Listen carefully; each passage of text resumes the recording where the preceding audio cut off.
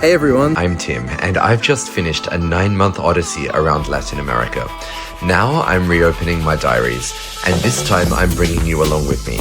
Week by week, country by country, all the colors, all the craziness, all the food, all the music, and all the splendor. 9 months when each morning was a new adventure. The road was my companion, and Latin America cast its spell on me. This is my Latin America Diaries. Welcome back to Latin America Diaries.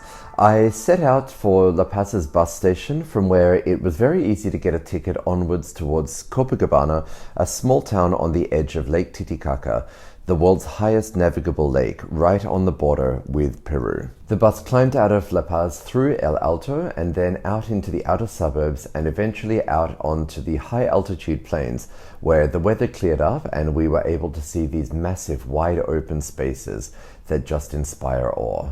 At one point, the journey was interrupted by a protest on the road. A group of locals had blocked the highway and were burning materials on the tarmac. It wasn't directed at us specifically, they were simply disrupting traffic as a form of protest. But this is a major route between Bolivia and Peru, so it's easy to see why they chose this highway to shut it down.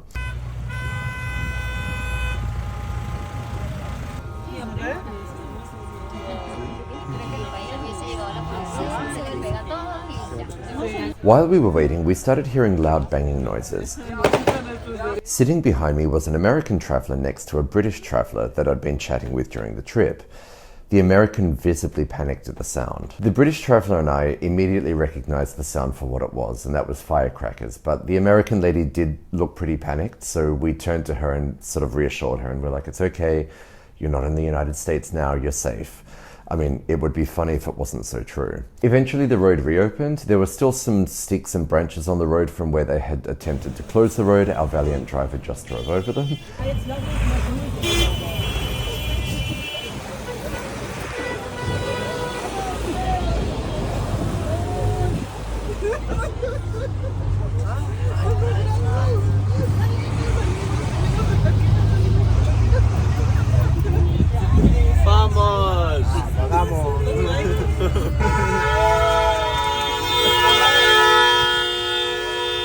Then we continued on down the road through to one of the most surreal parts of the journey, and that was crossing Lake Titicaca itself. At one point, the road isn't actually complete. There's sort of a strait between two parts of Lake Titicaca that you need to cross. And how do you do that? Well, you put a bus on a boat.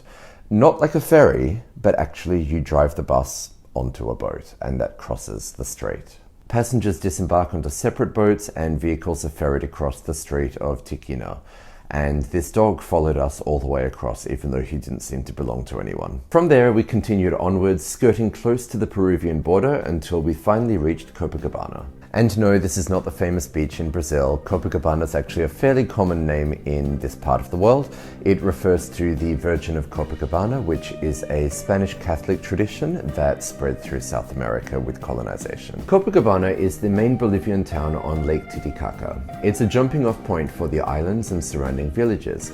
There are quieter, more scenic places nearby, but this is the hub.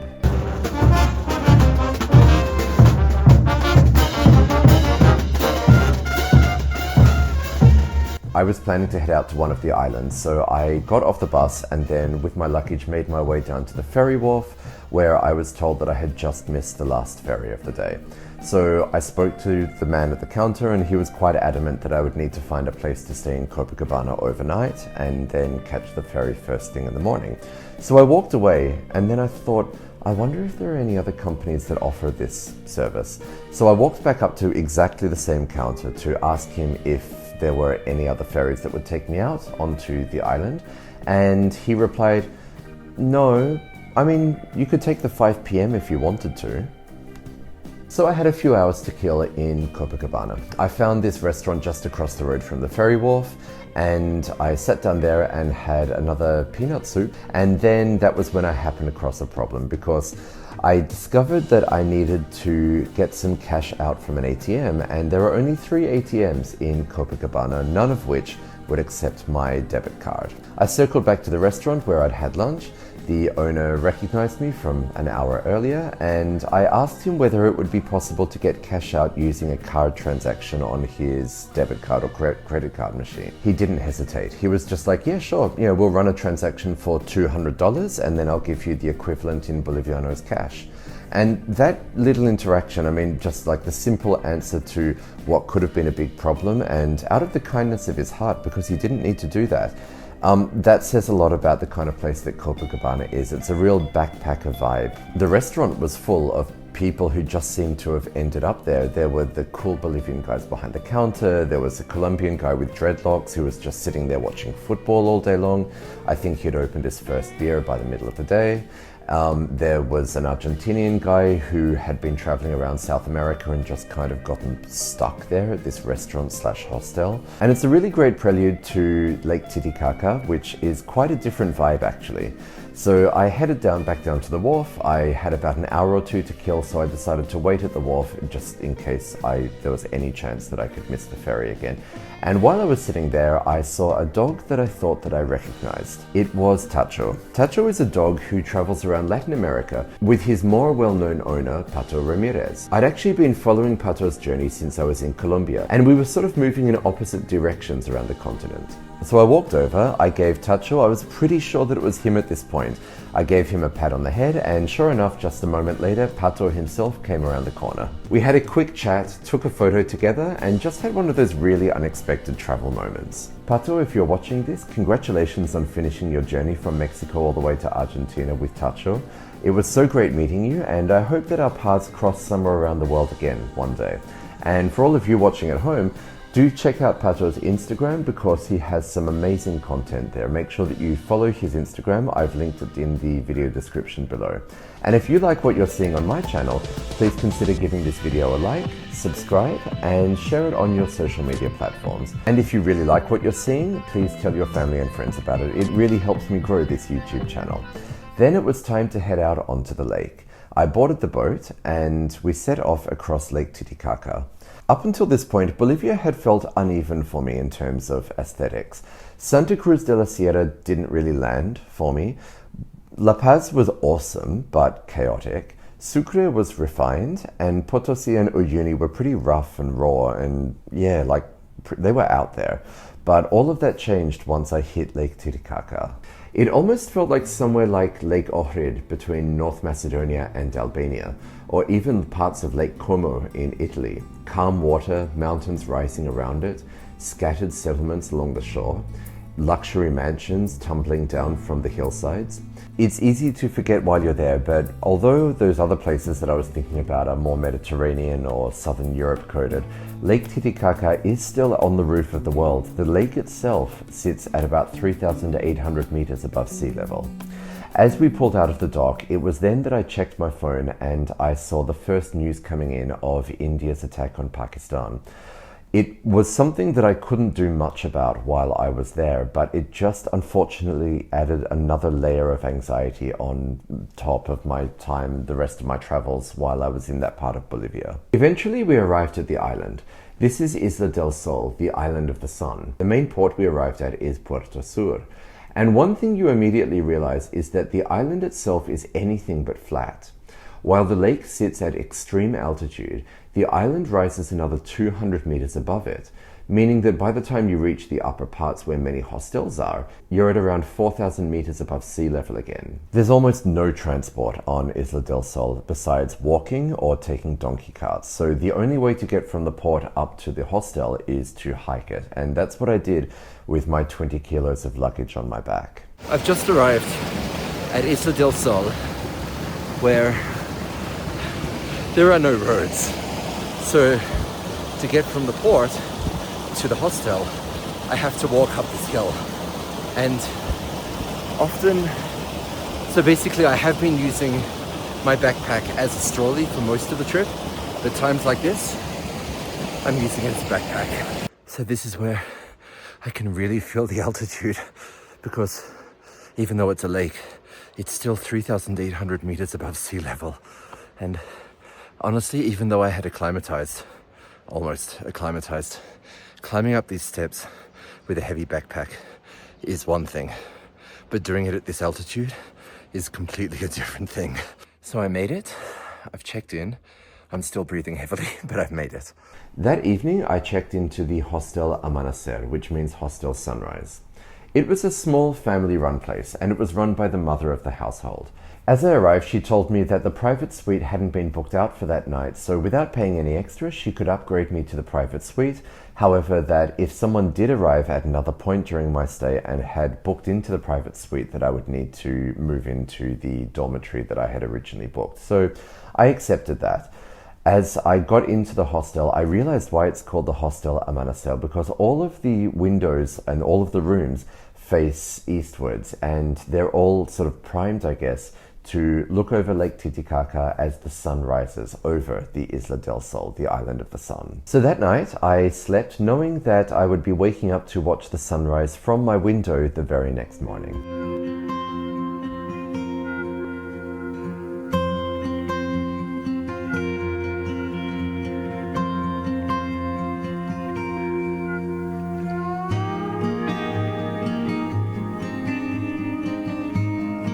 The sunrise wasn't perfect. When I woke up, clouds were rolling in. However, it was still something pretty special. And sitting there with breakfast, looking out over the water, it felt like everything I'd experienced so far in Bolivia had been leading up to this moment. I got out of the hostel early that morning and started making my way towards some ruins on the other side of the island. I made my way up through the village of Umani, one of the small settlements scattered across the island, and I continued across towards a cafe that I'd spotted on the map earlier. From there, you get these incredible views over the western side of Lake Titicaca, completely opposite to the sunrise view from my hostel.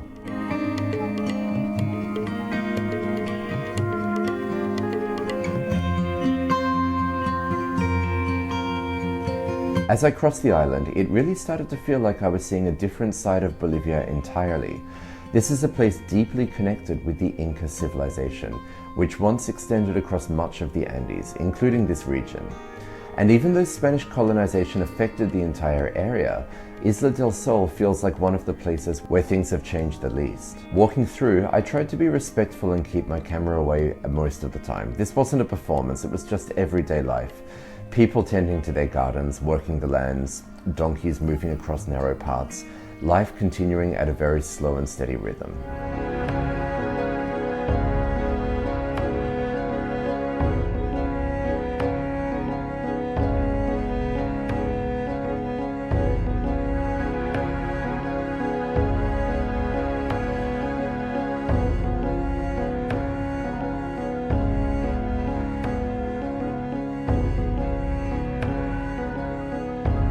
Eventually, I reached my destination on the northern end of the island, Chincana, also known as the Labyrinth. These ruins are believed to be part of an important Inca ceremonial complex, possibly associated with temples or ritual spaces connected to the sun.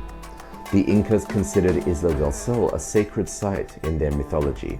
According to tradition, it was linked to the origin of the sun god and the creation of their civilization.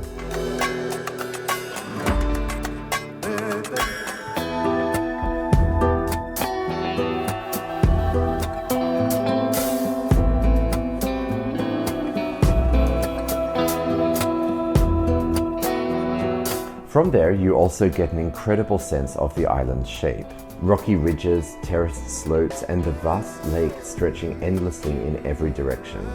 At times, it feels almost Mediterranean, like somewhere between Santorini and the Andes. And it was here that I met Valerie and Ryan, some other fellow intrepid travelers. Valerie's Spanish was much better than mine, and she ended up translating from a local guide who was explaining the significance of the site. He pointed out the carvings in the stone that are believed to represent ceremonial spaces, possibly temples and areas that may have been used for offerings or rituals tied to Inca cosmology and worship of the sun. There are even sections of the site that are thought to have been used for ceremonial purposes or symbolic offerings, which ties back to how central the sun was in Inca belief systems. It was fascinating, and all of this happening at 4,000 meters above sea level in the middle of a lake. And the sun really does feel closer there. You can begin to appreciate why it's so important to was so important to the Inca, because in a classic travel mistake, I decided to leave the hostel that morning without putting sunscreen on. I was pretty burned by the end of the day. Also, at that point, reality started to snap back because somehow the lady at the hostel managed to contact me on my cell phone. It must have been the only part of the island that had cell reception. And she told me that there was a honeymooning couple who had booked into the private suite that I was staying in. So I would need to get back to the hostel as soon as possible, preferably before 3 p.m. in order to transfer all of my stuff over to the dormitory room that I'd actually paid for. I mean, I knew that that was a possibility. I just hadn't counted on finding out that information while I was 9 kilometers away on foot and walking around Incan ruins. Valerie, Ryan, and I made our way down to the village of Chalapampa. The walk itself was beautiful. Beaches, rocky paths, and views across the lake. It's one of those stretches where you just forget about time entirely, even though I was actually pressed for time. Eventually, we arrived at a small square near the port in Chalapampa, where a few travelers were sitting in the sun, having drinks and resting in front of the lake. From there, we negotiated the cost of a private boat to be shared between the three of us, back towards the port near Yumani.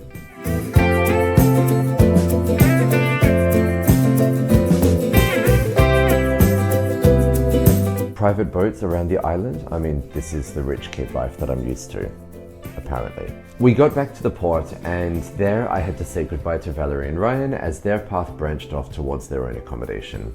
From there, I climbed back up the hill, the same one as the night before, this time without my backpack, and it felt completely different. I could actually take it in properly. The greenery, the stone paths, the small church tucked into the landscape, the view opening up behind me.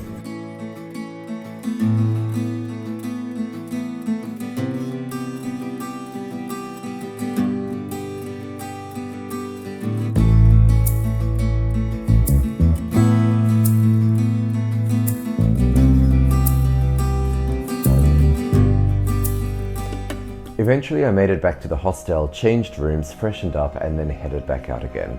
I headed out for an early dinner at a cafe on the eastern side of Isla del Sol again, for a traditional Bolivian meal, watching the sun begin to set over the lake. And it was one of those moments where everything just slows down. The whole experience felt like being at the edge of the world. High altitude, thin air, blazing sun, and ancient history all around you. A place deeply tied to the Inca civilization and their relationship with the sun, still carrying that sense of something sacred and timeless. I'd seen Incan sites before, like Machu Picchu for example, but Isla del Sol feels different. There's something really special or sacred about it, really preserved from time immemorial. It doesn't feel like ruins that you're visiting. It feels like a place that's still alive in a way, connected to the landscape, the light, and the rhythm of the day. Sunrise, sunset, and in between. I had another day on Isla del Sol, just sort of wandering around, soaking in the atmosphere and enjoying the views. And then the next day it was time to jump on a boat back towards Copacabana. From there I would have to wait for a few hours before boarding a bus onwards and across the Peruvian border, which is not far away from Copacabana. But before we move on, let's finish this up in Bolivia. It's time for a rapid fire round in Bolivia. Favorite city? La Paz or Sucre? Difficult to say. La Paz was chaotic and fun and like amazing, but a bit crazy as well. Sucre was really refined and I loved that as well. Favorite region in Bolivia would be Isla del Sol and Lake Titicaca generally. That was a place that I feel that I could have spent a lot more time, and indeed I think I will if I come back to visit Peru hopefully one day, because it's right there. Favorite food in Bolivia? Bolivia wasn't really a food or culinary destination for me, unfortunately. I mean, I did like the peanut soup, but I don't know that I liked it enough to really say that it would be my favorite food. What I could say was the chufle, which was the national cocktail of Bolivia. It's made with a high altitude brandy, which is made in Bolivia, and that is mixed with lime and ginger ale. That was really refreshing. And favorite experience? There are a few contenders here. I mean, Isla del Sol was pretty awesome. Catching mi teleferico and getting like a bird's eye view of La Paz was awesome as well. But I think that the winner here has to be the Uyuni Salt Flats, which I did on the tour with Amit. That was just unreal. And, you know, there are things that I didn't see there. Like, for example, I didn't get to see the sunset over Uyuni. I didn't get to do Death Road near La Paz, which is this sort of precarious high altitude road that it's a real tourist attraction near La Paz. I didn't get to do any of that, but no regrets. I still think that the salt flats in Uyuni was probably the best experience in Bolivia. And that is Bolivia. Make sure that you tune in again next time, because I will be heading on to Peru. Make sure that you like, share and subscribe, and I'll see you then.